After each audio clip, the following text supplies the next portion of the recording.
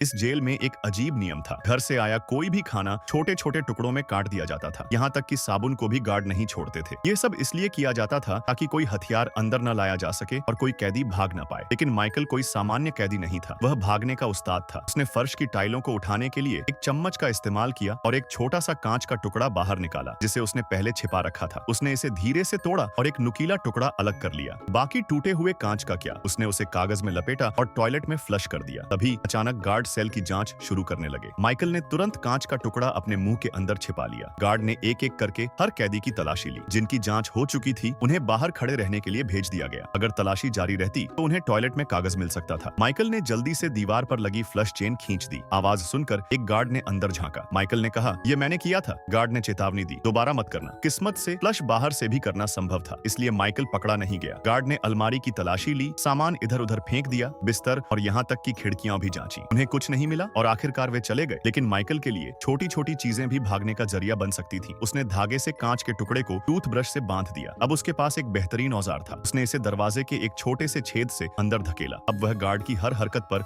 नजर रख सकता था। अगला कदम, उसने फोल्डिंग बेड के पैरों को हटा दिया। उसने एक पैर को पकड़ा, वह काफी भारी था। अब वह एक हथौड़े की तरह काम करेगा। फिर उसने कोने में रखे एक कार्डबोर्ड को हटाया और 5 लकड़ी के तख्ते बाहर निकाले। उनके नीचे मजबूत कंक्रीट था। माइकल ने जोर से उस पर मारना शुरू कर दिया। आवाज बहुत तेज थी। उसके सेलमेट्स डर गए। क्या होगा अगर गार्ड ने सुन लिया? लेकिन माइकल ने सब सोच रखा था। आज बगल वाली सेल में टॉयलेट की मरम्मत हो रही थी। अगर उन्होंने यह मौका छोड़ दिया तो शायद फिर कभी न मिले। जैसा कि सोचा गया था, आवाजें आपस में मिल गईं और गार्ड को कुछ भी पता नहीं चला। जल्द ही फर्श में दरारें आ गईं। उसके सेलमेट्स उत्साहित हो गए और उसमें शामिल हो गए। वे कहते हैं कि जब लोग मिलकर काम करते हैं तो चीजें तेजी से होती हैं। 5 कैदियों ने मिलकर काम किया और छेद को बड़ा कर दिया। फिर माइकल ने कागज का एक टुकड़ा जलाया और उसे छेद में गिरा दिया। आग की लौ टिमटिमाई, हवा का प्रवाह था। लेकिन यह सुरंग कहाँ ले जाती थी किसी को नहीं पता था। उन्होंने टूटी हुई मिट्टी और कंक्रीट को वापस उसी छेद में धकेल दिया ताकि सब कुछ छिपाया जा सके। जब भी उन्हें मौका मिलता वे तुरंत फिर से खोदना शुरू कर देते थे। दिन ब दिन वे पूरे ध्यान से खोदते रहे और आखिरकार कई दिनों की कड़ी मेहनत के बाद उन्हें जेल से बाहर निकलने का रास्ता मिल गया। एक गुप्त रास्ता जो सीधे सड़क पर खुलता था।